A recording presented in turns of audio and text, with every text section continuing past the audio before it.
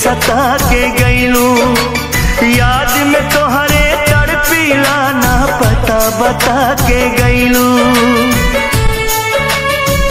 हो प्रीति के रीत न समझ में आवे, ऐसन पाठ पढ़वलू। सिहर उठे ना तन मन रानी, रोआ तू डहकबलू।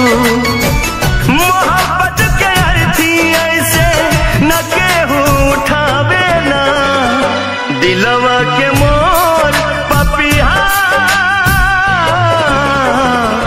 तोहके बुलावेला। दिलवा के मोर पपिहा तोहके बुलावेला।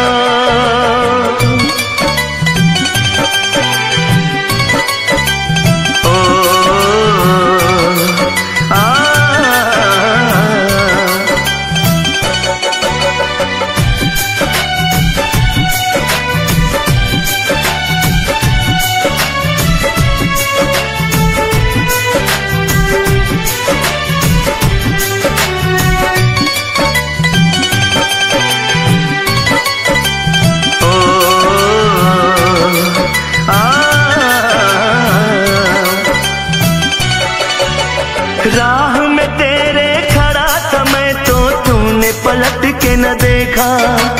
हमरे हाथ में लौके ना अब तोहरे नाम के रेखा।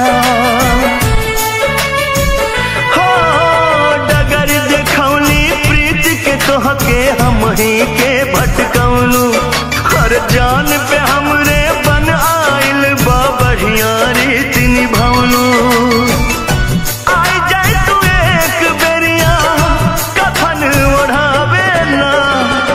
दिलवा के